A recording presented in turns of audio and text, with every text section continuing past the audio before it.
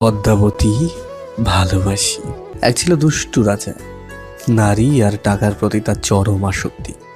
যে নারী একবার তার বিছানায় যেত, তার পরের দিন সে লাশ হয়ে নদীতে ভেসে যেত।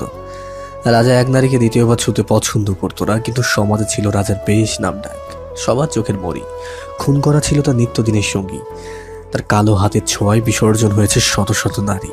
প্রতিটি বিসর্জন রাজার জন্য ছিল তৃপ্তিকর। নারী ব্যবসায় লাভবান হয়ে গড়ে তোলে প্রাসাদের পর প্রাসাদ। একদিন চাচাতো ভাইয়ের সাথে বাজি ধরে হেরে গেল রাজা। শর্তমতে ভাইয়ের জন্য এক রাজকন্যাকে অপহরণ করতে চাই। সেদিন ছিল বৃষ্টি, সন্ধ্যার আগে মুহূর্ত। রাজকন্যার প্রাসাদে সেদিন কেউ ছিল না। রাজা এক কামরায় উঠ পেতে থাকে। রাজকন্যা আসলে তাকে তার কালো হাতে অপবিত্র করে দেবে। কামরায় ছিল সৎ আলো। অনেকক্ষণ অপেক্ষার পর সেই কাঙ্ক্ষিত মুহূর্ত আসে। রাজকন্যার পা পড়ে কামরায়। রাজকন্যা রাজাকে দেখে চমকে যায়, ভয় পেয়ে যায়। কাঁপা কাঁপা স্বরে প্রশ্ন করে, কে আপনি? খালি বাড়িতে কেন ঢুকেছেন? সেই কণ্ঠ যেন কোনো কণ্ঠ ছিল না, ধনুকের ছোড়া তীর ছিল। রাজার বুক ছিঁড়ে সেই তীর ঢুকে পড়ে। রেণিঝিনি গলায় রাজকন্যাকে দেখতে রাজা আগুন জ্বালায়। আগুনের হলুদ আলোয় রাজকন্যার অপরূপ মায়াবী সুন্দর মুখশ্রী দেখে রাজা মুগ্ধ হয়ে যায়। তার পা দুটো থমকে যায়। রাজকন্যা যেন এক গোলাপের বাগান, যার সুগন্ধি ছড়িয়ে পড়ে রাজার কালো অন্তরে। রাজা নিঃশব্দস্তের মতো উচ্চারণ করলো নিজের নাম। নাম শুনেও রাজকন্যার ভয় কমল না, পালিয়ে গেল অন্য কামরায়। রাজা কিছুতেই ভুলতে পারছিল না রাজকন্যার মুখ। তার চেনা পৃথিবী চুরমার হয়ে যায়। রাজকন্যার কামরার সামনে দাঁড়িয়ে থেকে মুহূর্তের পর মুহূর্ত। সেদিনই ঘটে গেল দুর্ঘটনা। রাজ্যবাসীর শূন্য প্রাসাদে দুষ্টু রাজা ও মিষ্টি রাজকন্যাকে একসঙ্গে দেখে ফেলল। রাজকন্যার গায়ে লেগে গেল কলঙ্ক। কয়েকজন অমানুষ রাজকন্যাকে নোংরা ভাষায় হেনস্থা করল। সেই দৃশ্য দেখে রাজার বুকে রক্তক্ষরণ শুরু হয়।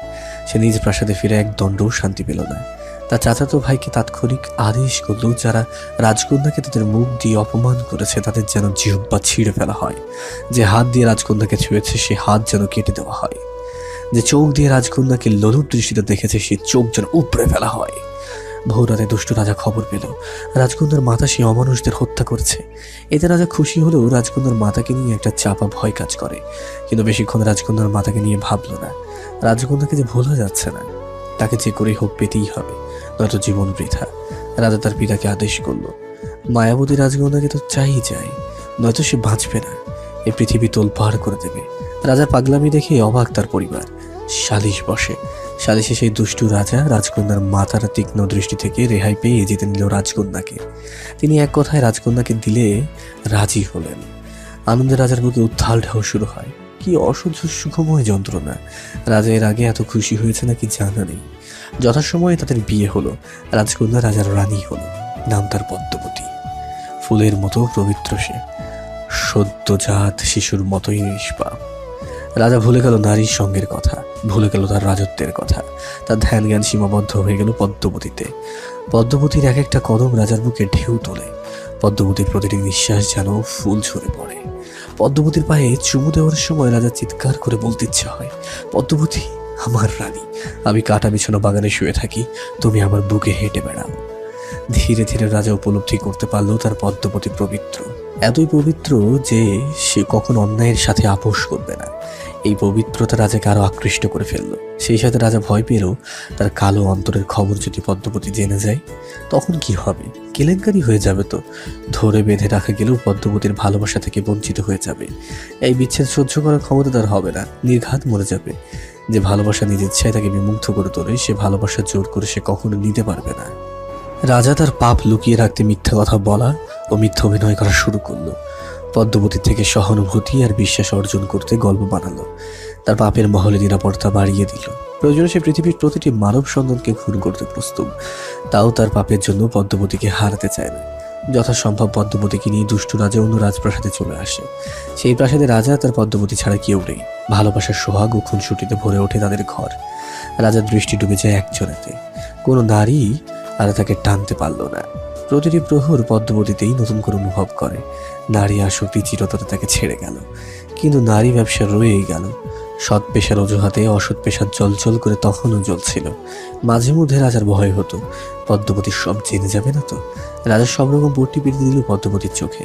পদ্মাবতী সেই পট্টি সমূহ ভেদ করে পৌঁছাতে পারল না গভীরে। ভালোবাসার বেড়াচালেই আটকে রইল। বছর দেড়েক পর তাদের ঘর আলো করে এলো এক রাজকন্যা। রাজকন্যা ছিল মায়ের মতোই সুন্দর।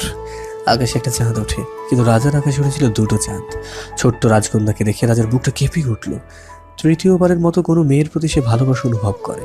তার প্রথম ভালোবাসা তার মা, দ্বিতীয় ভালোবাসা স্ত্রী, আর তৃতীয় ভালোবাসা তার কন্যা। রাজা যতবার রাজকন্যাকে কোলে নিত বুকে একটা ব্যথা অনুভব করত। বারবার মনে হতো আমার জগৎ সংসার একটু সাধারণ হতে পারতো না। এই চিন্তা তার অসৎ কাছে বিঘ্ন ঘটায়। সে অন্যমনস্ক হয়ে পড়ে, তার দলবল চিন্তিত হয়ে পড়ে। কাজের প্রতি রাজার উদাসীনতা তাদের ক্ষিপ্ত করে। পূর্ব ক্ষোভের জেদ করে তারা রাজার দুর্বলতা লক্ষ্য করে তীরে ছুঁড়ে মারে।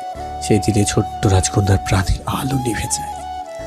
রাজার বুক থেকে একটা চাঁদ খসে পড়ে, পদ্মবতী ভেঙে গুড়িয়ে যায়। পদ্মবতীর ব্যথা সহ্য করার ক্ষমতা রাজার নেই। শক্ত দুই হাতে আঁকড়ে ধরে পদ্মবতীকে। তার কন্যার খুনিকে সে নিজ হাতে কোপাতে পারলেও খুনির আদেশ তাদের হত্যা করতে পারল না। জানতে পারলো তার পিতা, চাচা ও চাচাতো ভাইয়ের আদেশে তার রাজকন্যার চোখ দুটো চিরতরে বন্ধ হয়ে গেছে। ততদিনে রাজা এটাও বুঝে গেল যে জগতে সে প্রবেশ করেছে সেই জগতের শেষ পরিণতি মৃত্যু। সে যদি খুনের আদেশদাতাদের ক্ষতি করে তার ব্যবসা ডুবে যাবে। ব্যবসার খুঁটি সে দেশে হলেও আদেশদাতারা সেই খুঁটি ধরে রেখেছে। আর ব্যবসার পতন মানে পদ্মবতীর সব জেনে যাওয়া, সেই সাথে অন্য রাজাদের ক্ষোভের শিকার হওয়া। যে রাজাদের সাথে মিলে দুষ্টু রাজা পাপ জমায় তারা হিংস্র হয়ে উঠবে, আর তারা দুষ্টু রাজার উপরে ক্ষিপ্ত হলে ক্ষতি হবে পদ্মাবতীরও। এতজনকে রুখতে যাওয়ার ক্ষমতা দুষ্টু রাজা নেই। আবার মাথার উপরে আছে শাসকের আদালত। একমাত্র রাজার মৃত্যু পারে তার কন্যার খুনিদেরকে ধ্বংস করতে, কিন্তু রাজা নিজেকে উৎসর্গ করতে চায় না। পদ্মবতীর সাথে সারা জীবন বাঁচতে চায়। তার রাজা ধামাচাপা দিল রাজকন্যার ব্যথা। বাবা হিসেবে হেরে গেল, চুপসে গেল। অভিশাপ সে রাজাকে, অভিশাপ।